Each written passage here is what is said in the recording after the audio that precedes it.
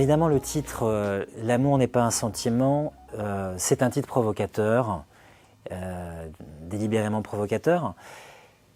Je le dis tout de suite, évidemment l'amour comporte une part affective, sentimentale, donc le thème de l'atelier, ça n'est pas de casser du sucre sur les sentiments, notamment sur les sentiments humains, mais l'idée c'est d'aborder, comment dirais-je, l'amour, peut-être pas uniquement, pas exclusivement, à travers le sentiment.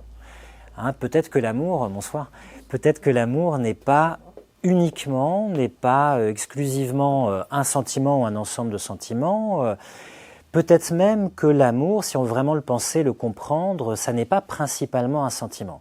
Je sais que ça peut paraître un peu étonnant si je dis ça tout de suite, parce que ça prend à rebrousse-poil une représentation collective qu'on a, qui est que l'amour, tel qu'on l'entend d'ordinaire, c'est un affect, ou c'est uniquement un affect, c'est uniquement un sentiment, mais le but du titre, le but de l'atelier, c'est de se poser quand même cette question. Alors je donne tout de suite une autre précision, c'est que évidemment on peut aimer beaucoup de choses dans la vie. On peut aimer des objets, on peut aimer pas que des personnes, on peut aimer aussi des objets parce qu'ils ont appartenu à des personnes. On peut aimer par exemple une photo, on peut être très attaché à certains objets qui ont appartenu aux personnes qui nous les ont donnés, qui nous les ont légués, qu'on a aimés. On peut aimer même des objets pour eux-mêmes. Hein. Il y a des gens qui aiment les bijoux. Ça existe. Vous ne croirez pas, mais si, c'est vrai. On peut aimer, voilà, on peut aimer l'or, on peut aimer les diamants, voilà.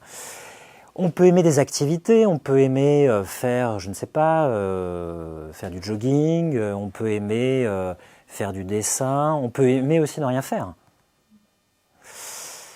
On peut aimer, je dirais, des êtres immatériels ou des personnalités morales, on peut aimer sa patrie, on peut aimer son entreprise. Hein, il y a des gens qui disent qu'ils aiment, ils ou elles aiment leur entreprise. On peut aimer la vie, on peut aimer des êtres, oui, j'ai impersonnels, on peut aimer la mer, on peut aimer l'océan, on peut aimer prendre le soleil, enfin on peut aimer beaucoup de choses. On peut même aimer des êtres surnaturels, on peut aimer Dieu. Donc l'amour c'est très vaste.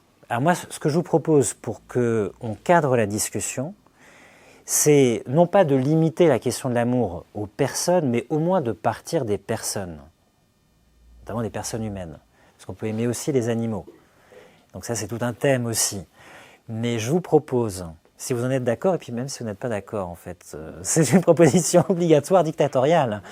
Parce que sinon on va partir sur beaucoup de choses. Vous voyez, si on part sur aimer la vie, aimer les activités, on va évidemment aborder des choses qui sont très hétéroclites. Donc je vous propose qu'on parte sur l'amour qu'on a vis-à-vis des personnes humaines, ce sera déjà un gros morceau, qui inclut toute une gradation, parce que ça va de la camaraderie, des gens qu'on croise, du voisinage, des gens qu'on apprécie tout simplement, qu'on estime, pour lesquels on a de la considération, jusqu'aux gens les plus proches de nous, les compagnons, les compagnes, les conjoints, les conjointes, et ça inclut aussi l'amour du prochain, hein, c'est-à-dire au sens chrétien du terme, c'est-à-dire les personnes qu'on ne connaît pas, qui sont autres, qui sont des alters égaux, et qu'on peut aimer par sentiment de fraternité universelle.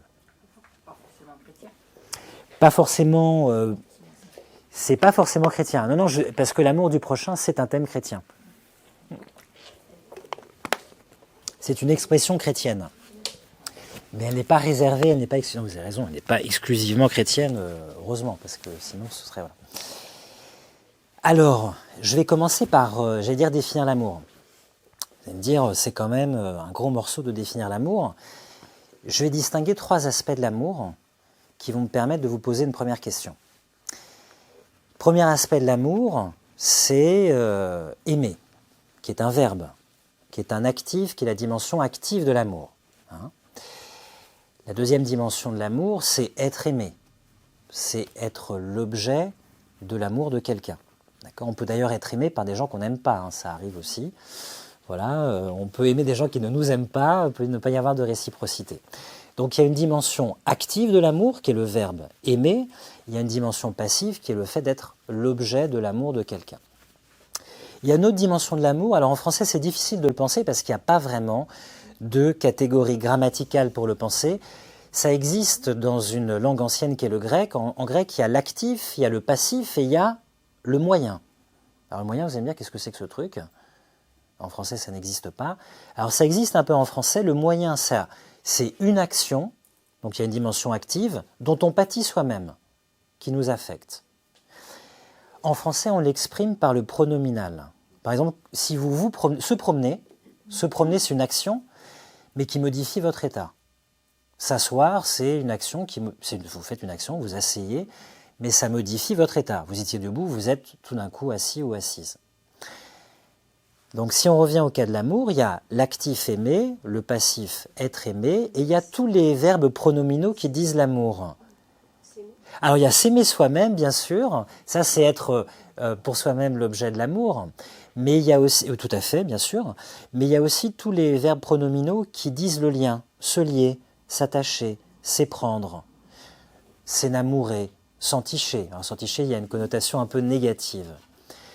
Donc l'amour est un terme assez vaste et assez vague, et nous, comme je le disais, ce soir on va l'aborder à travers l'amour des personnes.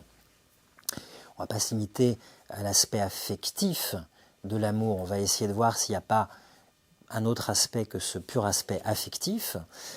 Et dans cet amour, on peut distinguer trois aspects que je viens de nommer, le verbe aimer, le passif être aimé, et le pronominal où j'ai dit des mots comme s'attacher, se lier, s'éprendre de quelqu'un. Ce qui m'amène à ma première question. Si l'amour, c'est un acte, et pas simplement, je dirais, un affect, est-ce qu'il y a une différence entre être amoureux ou être amoureuse et aimer quelqu'un? Est-ce qu'il y a une différence selon vous, ou pas? Ou bien c'est juste une question simplement d'expression? Est-ce que vous voyez une différence entre être amoureux... Alors moi, j'ai évidemment une proposition à vous faire, mais je n'ai pas envie de vous l'imposer ou de vous couper l'herbe sous le pied. Est-ce que pour vous, il y a une différence entre être amoureux ou être amoureuse, qui renvoie à une dimension affective, d'affect, et aimer, qui renvoie plus à une dimension active, de verbe, qui dit autre chose que simplement être affecté d'amour? Oui, il y a au sens par exemple d'amour maternel. On peut dire qu'effectivement dans ce cas-là. Mais bon, c'est presque, mais vous avez tout à fait raison, mais c'est presque un peu trop facile parce que dans ce cas-là, on est déjà hors de la différence, puisque de toute façon, on qualifie une relation qui, normalement, n'a pas à concerner l'amour amoureux. Mais dans une relation qui pourrait être un amour amoureux, ou se contenter d'être simplement descriptible par un état amoureux, est-ce qu'il y a une différence entre être amoureux et aimer, selon vous, ou pas? C'est intéressant parce que, alors vous dites beaucoup de choses, hein. Je vous arrête là parce que il y a déjà beaucoup de choses. Vous dites que finalement, quand on est amoureux, on est amoureuse, ça ne dure qu'un temps. Et après, quand le lien s'établit dans le temps, l'amour demeure, mais on n'est plus en état amoureux. C'est un peu ce que vous dites. L'état amoureux, c'est plus temporel et plus euphorisant. C'est plus léger. C'est plus léger que aimer. Oui. C'est comme ça que vous le ressentez. C'est comme ça que vous... Je vous propose la distinction suivante, et j'en viens à la question de la définition de l'amour, puis vous me direz si vous êtes d'accord ou pas. C'est que, comment dirais-je, oui, on peut être amoureux et se refuser d'aimer. C'est un cas très classique. Je prends un cas tiré de la littérature française. Vous allez me dire, évidemment, c'est un exemple littéraire, mais vous pourrez regarder autour de vous. On peut être très amoureux de quelqu'un et se refuser de faire un geste d'amour pour la personne. D'ailleurs, même si je voulais être paradoxal délibérément, mais ça n'est pas un si grand paradoxe, quand quelqu'un aime une personne et ne devrait pas l'aimer ou ne voudrait pas l'aimer, cette personne va faire d'autant moins de gestes d'affection, d'appréciation envers cette personne qu'elle est justement éprise de cette personne. Et finalement, paradoxalement, peut-être que dans certains cas, on est d'autant plus froid avec les personnes qu'on aime le plus, parce que justement, on n'a pas envie de se trahir, d'avouer quelque chose par une démarche. Alors j'allais prendre l'exemple littéraire très célèbre, parce qu'il est un peu emblématique de Phèdre de Racine. Vous savez, Phèdre de Racine, elle est passionnément amoureuse de son beau-fils, elle n'a pas de chance, enfin elle n'a pas de chance. C'est la malédiction de Vénus, d'Aphrodite, hein, vous savez, le grand-père de Phèdre. Comme dans tous les personnages de la tragédie, elle est victime d'une malédiction. tragédie grecque en tout cas, et son grand-père, Hélios, il avait pris dans ses filets Vénus qui était en plein débat avec Mars, le dieu de la guerre, et donc il avait exposé leur adultère à la vue de tous les autres dieux, et Aphrodite, Vénus, on avait conçu un ressentiment envers Hélios et sa descendance, et la petite fille d'Hélios, c'est Phèdre. Sa mère déjà avait été, comment dirais-je, frappée par cette malédiction. Je vous rappelle que Pasiphae, la mère de Phèdre, elle avait été frappée de cette malédiction parce que Vénus l'avait rendue amoureuse d'un taureau. Il y a mieux quand même. C'est quand même, voilà. Et vous savez qu'elle avait demandé à Dédale, je vous passe les détails peut-être les plus scabreux, de construire effectivement un corps de vache où elle avait pu se mettre à l'intérieur pour subir les assauts du taureau, et d'où était né ce fameux monstre du Minotaure que Dédale avait ensuite pris soin de permettre de cacher dans le labyrinthe qu'il avait conçu. D'accord. Et Phèdre, elle est, par la malédiction de Vénus, elle tombe amoureuse de son beau-fils. Qu'est-ce qu'elle fait? Elle le frappe d'exil. Mais évidemment, lui, il pense qu'elle le déteste. Mais si elle le frappe d'exil, c'est parce qu'elle ne peut pas le voir. Non pas parce qu'il est insupportable, mais parce qu'elle l'aime trop. Elle n'en peut plus d'amour pour lui. Et Racine, d'ailleurs, nous éclaire sur la véritable passion amoureuse, parce qu'on dit souvent que la passion amoureuse, c'est fuis-moi, je te suis-moi, je te fuis. C'est pas la passion amoureuse, ça. La passion amoureuse, c'est quand nous, on fuit quelqu'un, nous, et la personne nous poursuit. Quand elle exile Hippolyte, son image la poursuit. Elle n'est pas près de lui. Il n'y a pas de jeu, fuis-moi, je te suis. Non, c'est justement quand elle le met loin d'elle, il ne lui reste plus que le fantasme dont elle est saisie. Donc vous voyez qu'elle est amoureuse, mais elle se refuse. Non seulement elle se refuse des gestes d'amour, mais en plus elle prend les gestes qui sont en apparence le contraire de l'amour. Donc on voit qu'il y a une différence entre l'état amoureux et le fait d'aimer. Alors je vous cite une phrase très célèbre qu'on n'avait pas dans les textes, donc c'est bien, vous allez la découvrir peut-être si vous ne la connaissez pas, qui est une phrase d'un célèbre spécialiste de l'amour qui s'appelait Denis de Rougemont. Denis de Rougemont, il a écrit plusieurs ouvrages célèbres. Le plus célèbre, c'est sans doute L'amour et l'Occident, qui est apparu en 1939. Et Denis de Rougemont dit la chose suivante: être amoureux n'est pas nécessairement aimer. Être amoureux est un état, aimer est un acte. On subit un état, mais on décide un acte. Vous allez me dire, c'est quand même paradoxal parce qu'on ne décide pas de tomber amoureux. Non, justement, Denis de Rougemont dit on ne décide pas de tomber amoureux, on subit un état. Tout d'un coup, on tombe amoureux, on tombe amoureuse de quelqu'un, on se prend d'amour, on s'éprend de quelqu'un. Mais on décide ou pas de l'aimer, et de la façon dont on va l'aimer. Et on est peut-être responsable de la façon dont on aime quelqu'un. Parce qu'il y a différentes façons d'aimer quelqu'un. On peut aimer la personne, Béa disait tout à l'heure, de façon égoïste. On peut aimer quelqu'un de façon mesquine. On peut aimer quelqu'un de façon très altruiste. On peut aimer quelqu'un de façon discrète. C'est ce qu'on disait tout à l'heure. On peut aimer quelqu'un sans lui avouer qu'on l'aime. Donc il y a quelque chose qu'on décide dans le fait d'aimer. Il y a quelque chose qu'on ne décide pas dans le fait de tomber amoureux, de tomber amoureuse. Ce serait beau, hein, j'en vois qui sourit. On rentre chez soi, on se dit, allez, c'est quand même une personne qui est bien. Je décide ce soir de tomber amoureux, amoureuse parce que j'en ai marre de tomber amoureux, amoureuse de personnes qui ne me conviennent pas. Enfin, j'ai rencontré quelqu'un, je switch.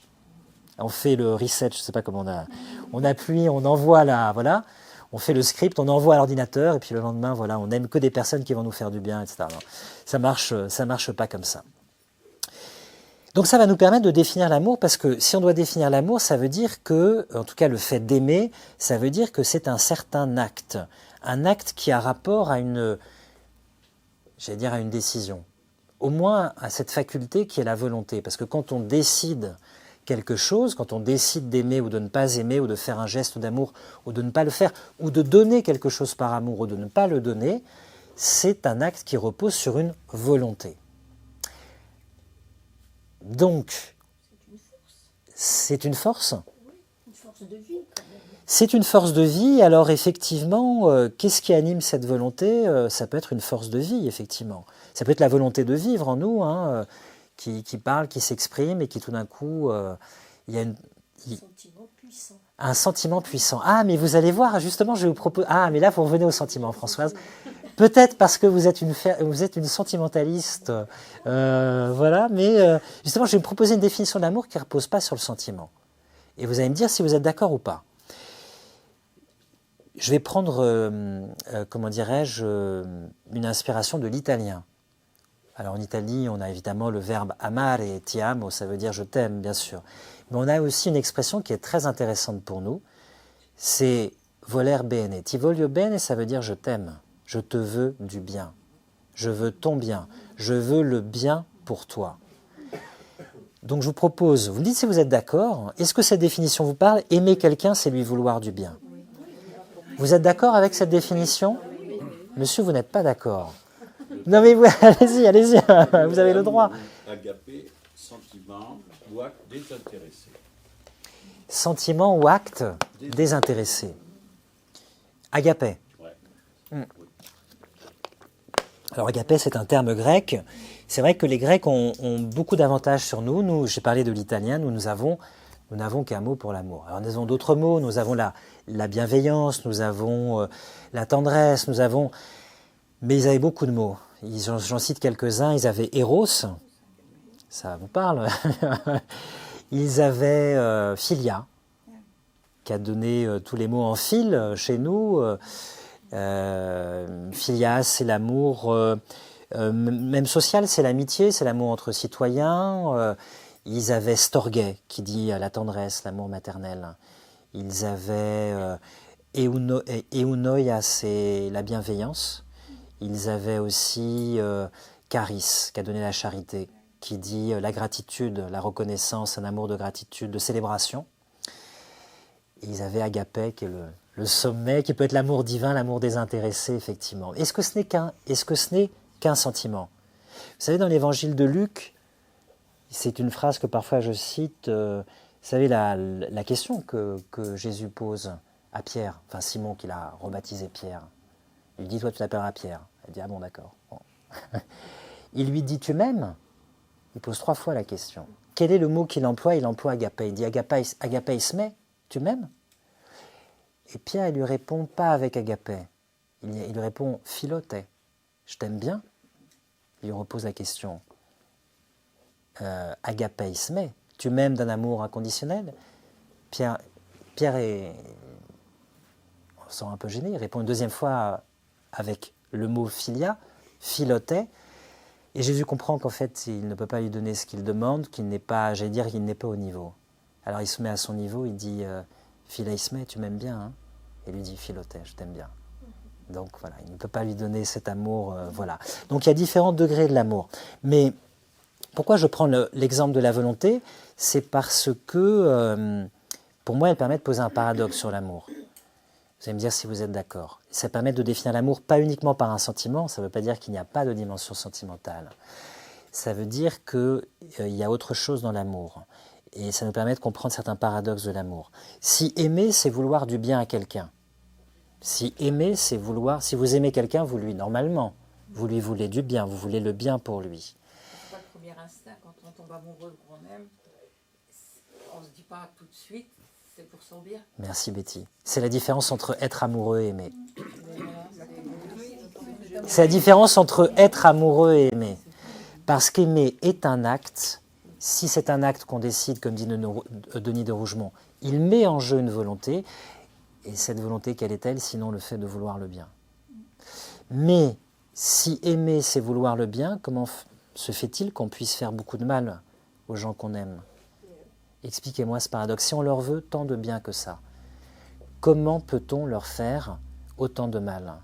Alors si je résume avant de donner la parole à Bernadette, il y a dans ce qui peut, malgré cette volonté bonne qu'est l'amour, causer du mal, il y a la question de l'ego, qui est une forme d'amour de soi, on va dire, un peu déformée, mal à propos. Il y a la question des passions négatives, frustration, insatisfaction, colère, ressentiment, inquiétude, angoisse, enfermement, mais qui viennent peut-être aussi d'un passé, aussi d'une enfance, de quelqu'un qui n'a pas fait un travail sur soi. Il y a aussi, ce que disait Sandrine, c'est qu'effectivement, on finit par projeter sur l'autre ce qu'on ressent comme une douleur ou une souffrance. Et puis, à ce que disait Pascal, qui est, moi je crois que c'est aussi une grande cause, l'incompréhension. Le fait de ne pas communiquer, de se parler, de se faire entendre, voire de ne pas parler le même langage, de se faire comprendre. Alors, aimer, c'est quoi? C'est qu'on attend quelqu'un de l'autre personne en face. C'est qu'on attend quelque chose de l'autre en face. Oui. Moi je disais presque, je vous demandais de vous placer, et je vous donne la parole Martine, dans la position de la personne qui aime, pour vous poser vous la question. Comment se fait-il qu'on puisse à la fois vouloir du bien à une personne et lui faire du mal, qui est un des grands paradoxes de l'amour, qui fait qu'il n'est pas réductible à un sentiment, comme disait Madame, c'est-à-dire qu'il révèle quelque chose de nous. L'amour, c'est aussi une façon d'être, qui révèle, qui est un révélateur à la fois de nous-mêmes, de notre personnalité, de notre façon d'être, de nos attentes, conscientes ou inconscientes. Parfois, effectivement, on n'a pas totalement explicité ce qu'on attendait de la vie des autres ou d'une relation, on ne se l'est pas avoué à soi-même. Vous considérez que si l'amour repose sur un ensemble d'attentes, il est mal établi, parce que c'est à partir de... Voilà. On peut aussi avoir des attentes légitimes, d'écoute ou d'attention, mais ça j'y viendrai, mais je vois ce que vous voulez dire. Ce que vous avez dit tout à l'heure, ça m'a fait penser à une phrase de Jacques Lacan qui définissait l'amour. L'amour, c'est donner à quelqu'un qui n'en veut pas quelque chose dont il n'a pas besoin.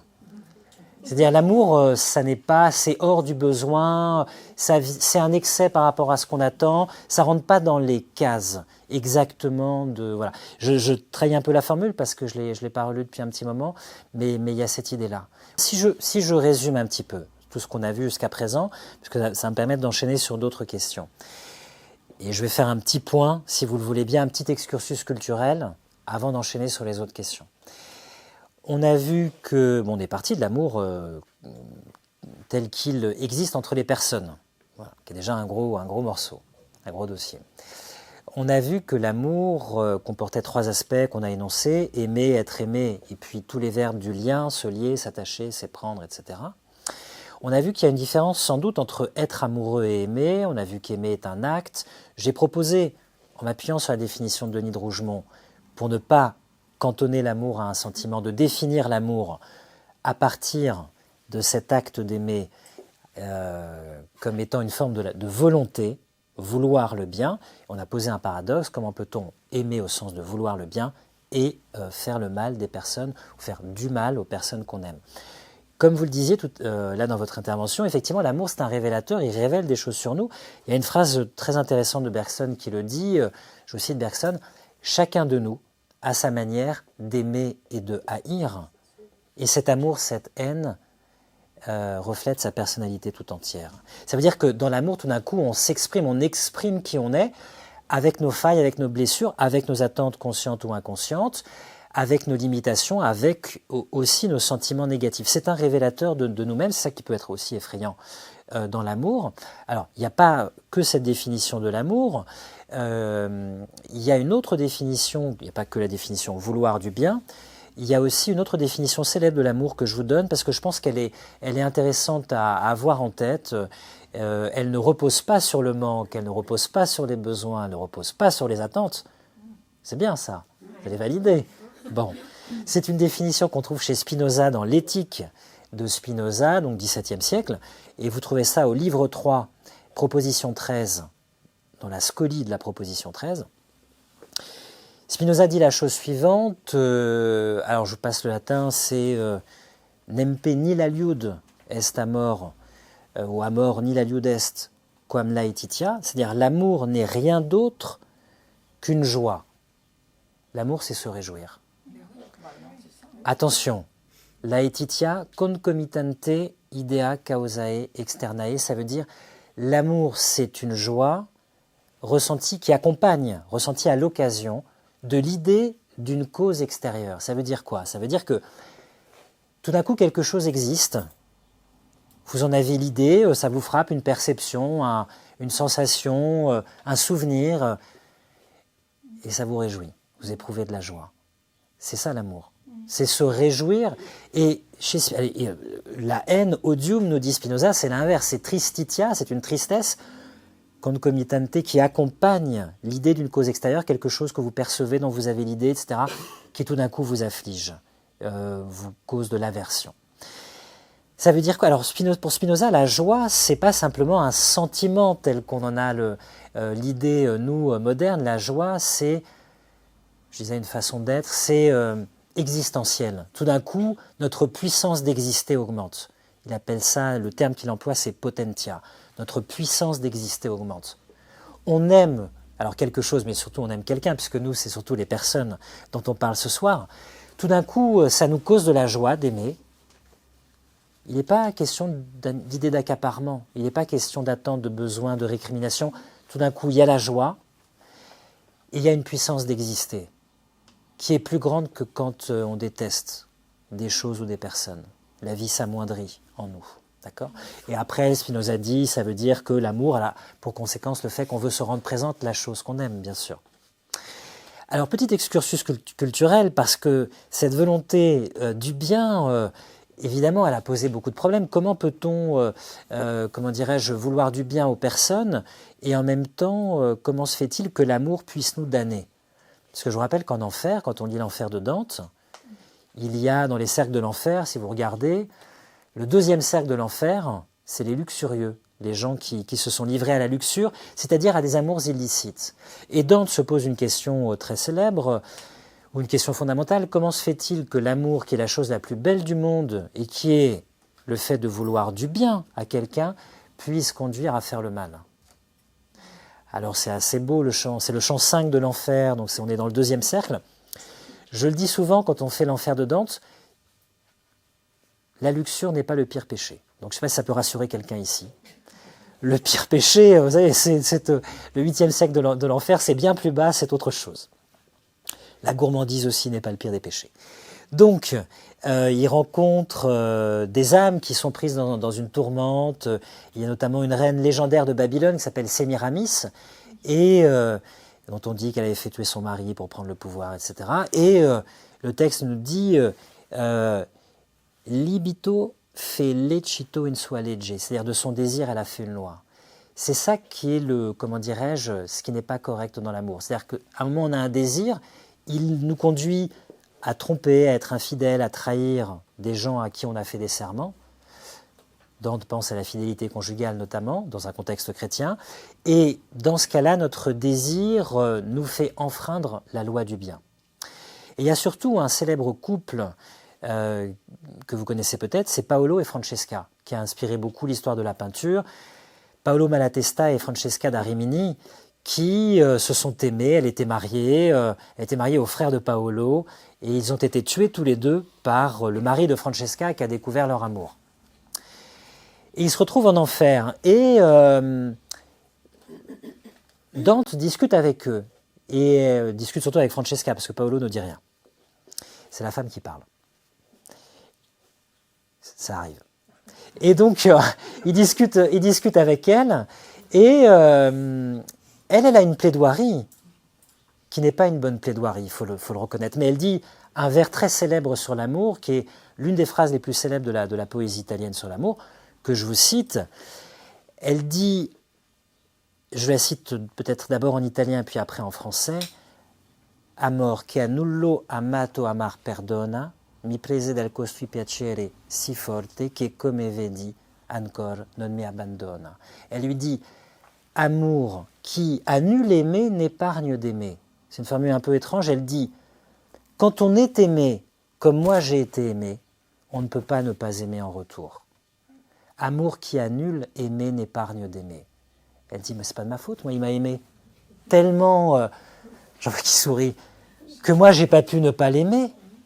Oui, mais c'est pas une bonne plaidoirie, ça. L'amour qui a nul aimé n'épargne d'aimer m'a pris si fort, m'a si fort épris de lui que, comme tu vois encore, il ne m'abandonne pas. Ça arrive, ça. Oui, après, ils sont Ça arrive, ils sont d'accord. bien sûr.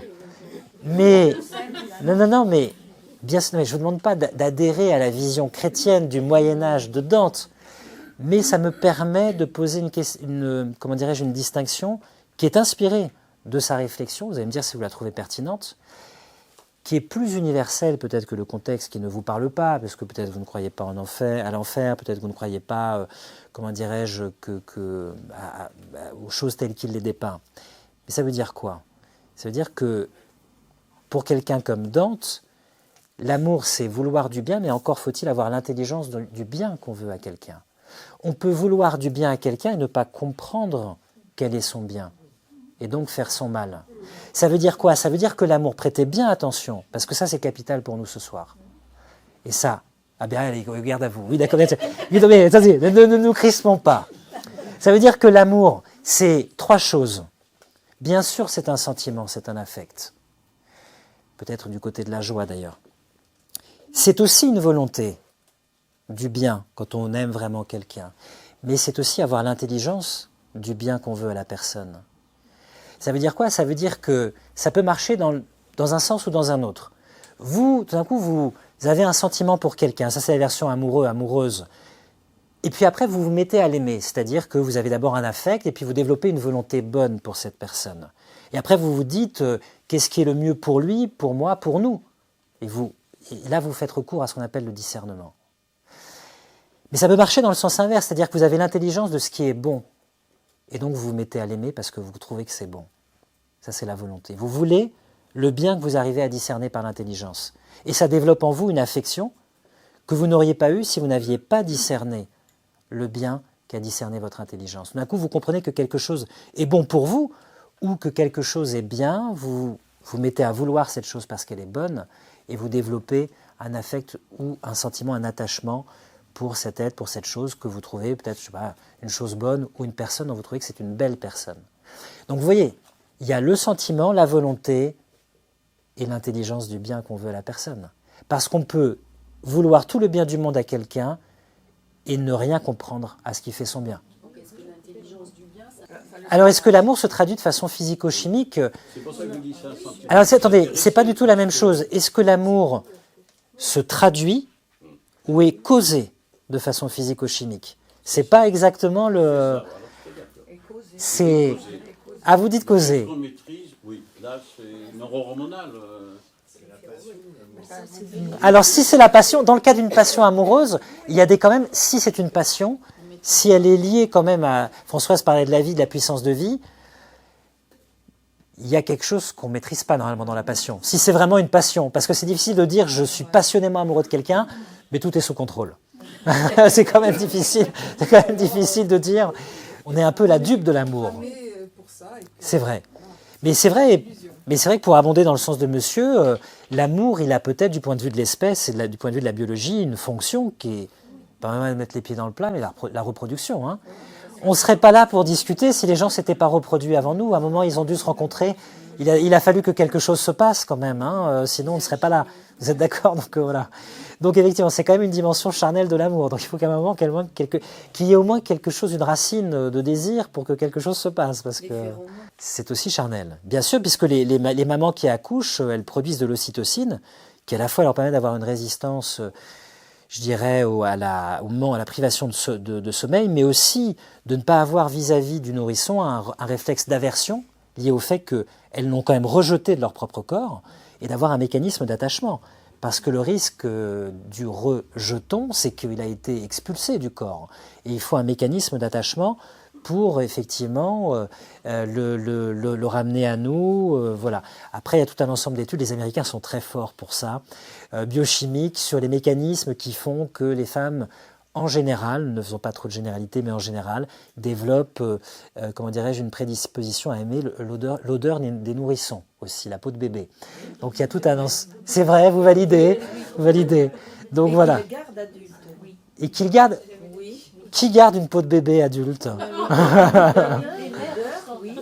Les mères ressentent toujours la peau de bébé. Ah oui, de nos enfants. Alors je demandais à Marc-Antoine de m'exfiltrer de cette réunion de fous. Je ne sais pas si c'est une porte de sortie.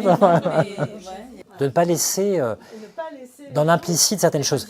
Mais ça va nous amener à un point qui est très important.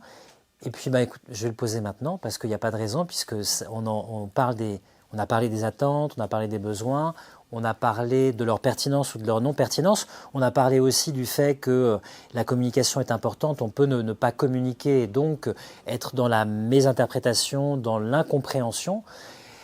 Et après, c'est une cause évidemment de dissension. Il y a une solution. qui est l'un des textes que je vous ai donné, si vous le regardez, c'est vous n'avez pas forcément à le lire, puisque moi je vais vous poser des questions là-dessus. C'est l'idée du contrat. Est-ce que... alors c'est affreux, attendez, ne poussez pas les hauts cris. Je vous présente l'idée. Si vous regardez le texte 2, vous le trouvez... c'est un texte de blog d'Edith Sanchez, sur son blog Nos Pensées. Et elle dit la chose suivante, mais finalement, est-ce qu'il ne faudrait pas, pour viabiliser les relations, pour les rendre les plus constructives possibles, pour assurer la plus grande pérennité, pour, comment dirais-je, maximiser les chances qu'elles fonctionnent, les contractualiser. Ça veut dire quoi? Ça veut dire ne pas rester dans l'implicite d'attente ou de besoins qui peut-être ne seront pas comblés, mais mettre sur la table, si vous voulez, comme des clauses d'un contrat, puisque évidemment il y a tout couple, toute relation suppose une entente, un accord. Est-ce que cet accord ou cette entente doit devenir contractuel, c'est-à-dire formalisé? Ça, c'est autre chose. Et elle dit quels sont les avantages. Alors attention, elle prend des exemples. Ça passe de la répartition des tâches ménagères, qui est le grand sujet de notre époque moderne. Je crois que vraiment, nous, ce qui nous préoccupe à l'époque moderne, c'est cette répartition des tâches ménagères. C'est comme ça qu'on aborde le couple. On se souviendra de notre époque dans les siècles futurs comme étant la grande époque qui a posé les grands problèmes de l'amour. Ce sont les tâches ménagères, mais c'est important. Mais elle dit aussi, ça passe par une contractualisation d'un volume horaire concernant l'écoute, l'attention. Ça stipule, comment dirais-je, les conditions de réception des amis. Ça peut être facteur de dissension. Quand on les reçoit, comment, qui s'y colle, les parents. Parfois, il y a quelques dissensions. Avec les beaux-parents, ça peut, ou avec les gendres ou les brus, ça peut aussi arriver. Et donc, ça a pour but de formaliser, d'expliciter, de contractualiser avec un volume horaire et, attention, avec aussi des pénalités. C'est-à-dire, s'il y a infidélité, quel est le type de pénalité? Quel est le montant de la pénalité? Quelle est la... Oui, ça vous fait rire. Mais ah mais ça vous fait rire. Mais regardez, écoutez, je vous lis l'extrait. Je vous lis l'extrait. Soyez un petit peu plus américain, je vous prie. Le journal, vous n'êtes pas assez américain. Le journal The New York Times a récemment publié le témoignage d'un couple. Je vais vous faire rêver. Ayant établi, et il y a une faute d'orthographe, il n'y a pas un T. J'ai fait du copier-coller. Ayant établi un volume normatif, autrement dit un contrat contenant un ensemble de règles pour les guider. Il traite de la répartition du temps et des tâches jusqu'aux questions liées à l'argent et aux normes à appliquer en cas de maladie, aux invités à la maison et au dialogue sur des sujets épineux. Le couple qui témoigne déclare que le résultat fut spectaculaire. Ça vous fait pas rêver, ça? Est-ce que c'est pas, finalement, la solution, le contrat? Ah, Béa est d'accord. Voilà. C'est un peu l'objection que je fais à ceux qui ont pris la défense du contrat, parce que moi je comprends tout à fait, parce que c'est vrai qu'il y a le gros point fort, c'est quand même l'explicitation d'attente qui, si elle restait implicite, risquerait de causer de l'incompréhension, du manque de communication, donc de la frustration, et après les récriminations dont on a parlé. Mais je dirais le point faible, c'est peut-être pardonnez-moi, vous allez me trouver bêtement romantique, mais est-ce que vous connaissez la phrase de Mitterrand en politique, on ne sort de l'ambiguïté qu'à ses dépens? Il y a dans l'amour, dans toute relation humaine, une incapacité aussi peut-être de toute expliciter de ce qu'on veut. Il y a le problème aussi de la spontanéité. Mais c'est vrai qu'il y a, je ne sais pas ce à quoi vous êtes le plus sensible, parce qu'il y a des avantages des deux côtés, il faut quand même le reconnaître. Hein. Si ça aide des couples, c'est que c'est quand même efficace. Faut quand même et peut-être des couples qui battent un peu de l'aile, parce que... Oui, mais est-ce qu'il faut attendre d'être en crise pour... Non, mais je sais pas. Ah, c'est intéressant ce que vous me dites, parce que ça rebondit un peu sur ce que disait Manon. C'est-à-dire que c'est quand même une force, mais finalement, à vouloir contractualiser, on finit par être, comment dirais-je, deux signataires d'un contrat qu'on respecte, et il y a la lettre, mais il n'y a plus l'esprit. Parce que il y a la lettre et l'esprit. S'il n'y a plus que la lettre, et qu'il n'y a plus l'esprit, c'est-à-dire le moteur... qui doit guider, qui est la raison d'être quand même du contrat. Non, je vois ce que vous voulez dire. Ça revient au fait que finalement, ça rejoignait ce que disait Françoise ou Sandrine, c'est de la communication, c'est de l'explicitation qui justement doit peut-être permettre d'éviter la formalisation Parce que peut-être que la vertu de la communication, c'est d'éviter d'en arriver à la contractualisation. Cela étant dit, le mariage est toujours un contrat, c'est quand même un acte civil qui implique évidemment des conséquences, notamment sur le plan du legs, sur le plan de la fiscalité. Mais effectivement, tel que vous me le décrivez, la société américaine telle que vous l'avez vécue, c'est une société de partenaires, d'associés. Tout à fait. Et la confiance, elle n'est pas là. La confiance D'accord. sous-entendue. C'est le contrat qui compte. C'est le contrat qui compte. Mais vous, dans votre relation contractuelle, vous l'avez constaté aussi. Ah oui, Qu'à un moment, on respecte le contrat, oui. mais que l'esprit, c'est un peu délité, quoi. C'est ça Je vais vous dire quelque chose. Mais c'est ambivalent parce que vous connaissez la phrase, il n'y a pas de questions indiscrètes, il n'y a que des réponses. On peut ne pas vous répondre aussi. Mais je pense qu'effectivement, on est dans cet entre-deux du point de vue de l'amour-contrat. Il y a de gros avantages qui sont la formalisation, l'explicitation, la nécessité quand même, je dirais, de poser les attentes ou les besoins s'il y en a, le mode de fonctionnement, puisque c'est quand même, on fonctionne à deux, il y a quand même un partenariat, si j'ose dire, une association, si on peut dire les choses comme ça, et de toute façon, quand on en arrive au mariage, c'est un contrat aussi, avec des obligations légales. Évidemment, la part, je dirais là où le bas blesse, c'est l'impossibilité de tout expliciter, le fait de privilégier la lettre à l'esprit, le fait de tuer un langage amoureux qui n'est pas le langage contractuel. Ça, c'est quand même important.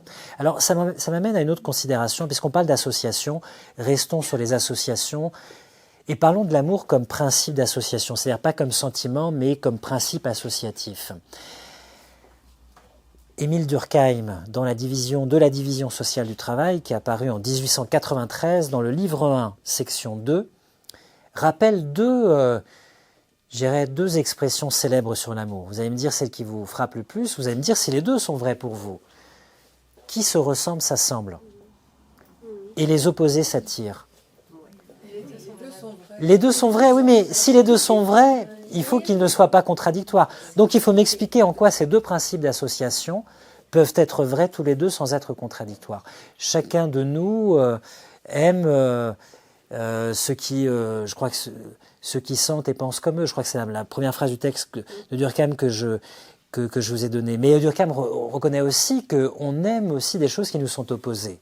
Alors si on aborde l'amour non pas simplement comme sentiment, mais comme principe d'association, ça vaut pour les amitiés. D'ailleurs, Durkheim pense pas simplement aux relations sentimentales, mais aussi aux relations amicales. Pourquoi les deux sont vrais sans être contradictoires? Expliquez-moi ça. Ah, d'accord.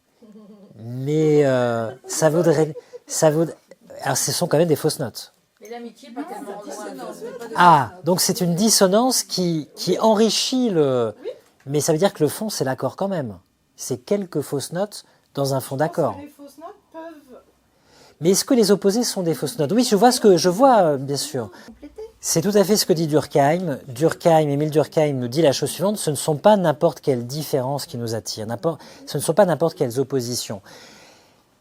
Nous sommes attirés par les différences qui sont compatibles et complémentaires. Ça veut dire quoi? Ça veut dire qu'il y a des différences qui sont incompatibles parce que contradictoires. Je prends des exemples. D'ailleurs, il en prend certains dans son texte. Quelqu'un de vraiment avaricieux, de pingre, pourra difficilement vivre une relation satisfaisante avec quelqu'un de généreux. Quelqu'un qui a une petite malignité, une méchanceté, pourra difficilement vivre une relation harmonieuse avec quelqu'un qui est plutôt dans la bienveillance. En revanche, nous dit Durkheim, parce que ce sont des opposés qui sont contradictoires. En revanche, nous dit Durkheim, il y a des différences qui sont compatibles et complémentaires. Il prend quelques exemples, mais qui rejoignent un peu ceux que vous avez pris. Par exemple, quelqu'un qui est un peu éthéré et qui est avec quelqu'un qui est plus pragmatique. Quelqu'un qui est plus réservé et qui est avec quelqu'un qui est un peu plus extraverti. Quelqu'un qui, comment dirais-je, est plus discret et qui est avec quelqu'un qui a plus d'assurance. Ça veut dire que l'un apporte à l'autre ce qui lui manque. Et donc, on est plus à deux qu'on est tout seul. Ça veut dire qu'on a un sentiment de complétude, de complémentarité avec l'autre.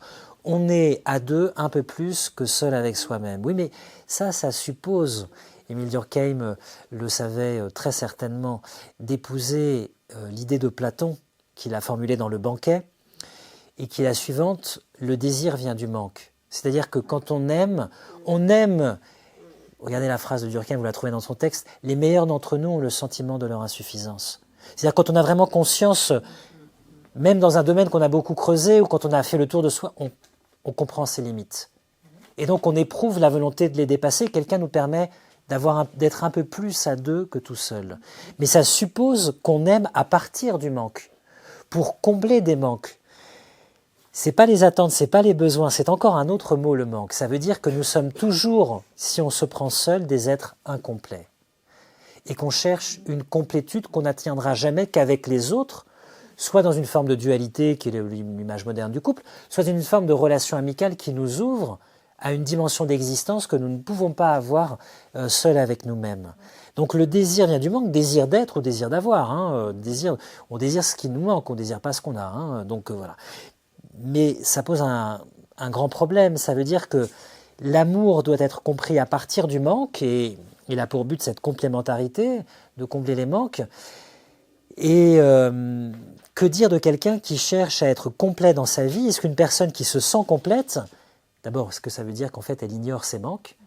Et surtout, c'est de la suffisance, mais est-ce qu'elle peut encore aimer si elle se sent complète? Et comment va-t-elle aimer et que va-t-elle chercher chez l'autre si elle se sent complète? Alors c'est dans le thème, l'amitié même est dans le thème, puisque Durkheim parle même des groupes d'amis au sein desquels chacun trouve sa place, parce qu'il a, au sein d'un groupe d'amis, chacun joue un peu son rôle, chacun a une fonction différentielle. Mais là, vous parlez de l'amitié dans la relation amoureuse. Pour moi, c'est hyper important. Enfin, je sais pas. Oui, bien sûr, oui. Oui, il y a une amicalité dans l'amour, il y a une amitié amoureuse, bien sûr. Tout à fait, oui, ça, je crois que c'est la dimension sans doute entretenue par la communication et qui n'est pas réductible au simple désir et qui est bien sûr, tout à fait de tendresse, et bien sûr. Il y a une différence à faire entre le manque et le besoin, parce que je repense à ce que disait Madame tout à l'heure. On est d'accord que l'amour est un besoin. Oui, Est-ce que vous diriez que l'amour est un besoin? oui, oui, c'est un besoin. Parfois, on n'en a pas besoin et on le ressent. Oui, on ne se pose pas la question. Alors parfois on n'a pas besoin et on le ressent. Mais alors je dirais l'amour est un besoin. Comment est-ce que... Moi je pense à la pyramide de Maslow. D'Abraham Maslow, vous la connaissez. Première strate, les besoins physiologiques. Deuxième strate, les besoins de sécurité, affective, psychologique, etc. Troisième strate, ses besoins de reconnaissance, d'estime de soi. Et puis en haut, les besoins d'accomplissement. J'irais aimer est à tous les étages. Mais est-ce que vous êtes d'accord? Il y a, parce que les besoins physiologiques, bien sûr, souvent on ne casse pas l'amour dans les besoins physiologiques. Mais alors finalement, c'est pas boire et manger, l'amour. C'est-à-dire, vous pouvez. Mais il y a eu des expériences que je trouve terribles. On a, je crois que ça a eu lieu aux États-Unis, je ne sais plus dans quelles circonstances, on a sevré les bébés de regard maternel, les nourrissons, pour faire des expériences. Eh bien, écoutez, je ne vous dis pas les troubles psychiques qui en a résulté. Oui, là, c'est quand même aberrant, honteux d'avoir fait ça. Ils ont fait ça. Alors, les bébés abandonnés, c'est encore autre chose, mais là, on a conservé des bébés même sans attention, sans regard, etc. Donc on est presque dans le besoin physiologique de relation, d'amour. Donc l'amour est un besoin. Et pourtant, si effectivement on aborde une personne, notamment dans le domaine sentimental, à travers des besoins, je pense que c'est quand même une relation qui risque quand même d'être viciée. Parce que, comme le disait Manon, on peut éprouver de l'amour sans en avoir le besoin. Et puis, si on n'est que dans le besoin, on est dans une nécessité, dans quelque chose d'impérieux, qui ne laisse pas de liberté dans la relation amoureuse. Et là, c'est, à mon avis, risque d'un grand écueil. On a vu que l'amour est un besoin. On a vu que l'amour vient, et peut-être une dynamique qui est liée au manque. On a vu que l'amour est aussi un principe d'association. C'est le texte de Durkheim, qui se ressemblent s'assemblent, les opposés s'attirent. On a vu que l'amour, il vit d'explicite, de communication, et il meurt aussi d'explicite. Ça, c'était la question du contrat. La formalisation, la non-formalisation de la relation. Est-ce que il y a une part, comment dirais-je, culturelle et mimétique dans l'amour? C'est-à-dire qu'il n'est pas, bien sûr, qui se traduit par des sentiments, mais qui est induite par une culture. On a parlé du romantisme. C'est vous, Bernadette, qui parliez du romantisme tout à l'heure. Est-ce qu'on pourrait être romantique, nous, s'il n'y avait jamais eu le courant du romantisme? Ou je vous pose la question autrement. Je vous pose la question autrement. Il y a une célèbre phrase de La Rochefoucauld, qui est un moraliste du XVIIe, qui dans ses maximes et réflexions morales dit la chose suivante, c'est la maxime 136. Vous allez me dire si vous êtes d'accord. Il y a des gens qui n'auraient jamais été amoureux s'ils n'avaient jamais entendu parler de l'amour. Il y a des gens qui n'auraient jamais été amoureux s'ils n'avaient jamais entendu parler de l'amour. Bof. Non, je crois pas. Non ? Moi, je suis un On est peu conditionné. d'accord. Ça veut dire qu'il y a une part de conditionnement. Est-ce que vous êtes d'accord ou pas là-dessus? C'est une autre culture. C'est une autre. Mais justement, je veux dire, c'est un petit peu par la négative, ça abonde dans mon sens. C'est-à-dire dans leur culture, il n'y a peut-être pas cette attente amoureuse. Je parlais du romantisme. Et donc, ils ne souffrent pas de ce manque de relations romantiques parce que ça n'entre pas dans leur modalité sociale, relationnelle, dans leur modalité culturelle. Il y a une part de mimétisme, c'est-à-dire que peut-être qu'on tombe amoureux, amoureuse, comme on a lu ou regardé, vu des films de gens qui tombent amoureux, amoureuses. Est-ce que vous validez cette part de conditionnement? Ça vous tombe dessus? Il y a quelque chose, c'est Voilà. énorme. Oui. Donc tout n'est pas de Donc, l'ordre du conditionnement. oui. Mais je dirais que l'amour, c'est sans doute un mélange à la fois de spontanéité, on parlait des hormones, on parlait des attentes, il y a un fait aussi chimique, biochimique dans le désir. On est des êtres qui éprouvent des manques, bien sûr, qui cherchent une forme de complémentarité. Donc il y a une part de spontanéité, et puis il y a une part aussi culturelle dans les attentes, dans les représentations, ne serait-ce que dans le mode de rencontre. On ne se rencontre pas à l'époque actuelle comme on se rencontrait, je prends un exemple, au fin fond des campagnes au XVIe siècle. C'est pas du tout on ne rencontre pas les mêmes personnes dans les mêmes circonstances, il n'y a pas de site de rencontre, il n'y a pas d'algorithme de recherche, on ne rentre pas son profil. Voilà, donc effectivement, ça nous conduirait aussi à une question qu'on n'aura sans doute pas le temps d'aborder ce soir, c'est la question de savoir si l'amour n'est pas devenu un marché, tout simplement. Parce que il y a, je parlais de sites de rencontres, il y a effectivement marché au sens propre et au sens figuré, hein, bien sûr. C'est-à-dire que on se met en valeur, je dis pas qu'il y a un étalage, quoi, mais il y a, on se met en ligne, voilà, il y a une façon de rencontrer qui ne passe pas que par le hasard des rencontres, et avec supposément des filtres qui sont censés présélectionner pour nous des personnes dont les caractéristiques seraient censées le plus nous correspondre. Donc il y a aussi une modalité algorithmique, mathématique, si vous voulez, mécanique, qui est vraiment aussi liée à l'imaginaire de notre époque. Je crois que c'est la fin. On pourrait, voilà. Merci à vous, c'était très intéressant de discuter avec vous.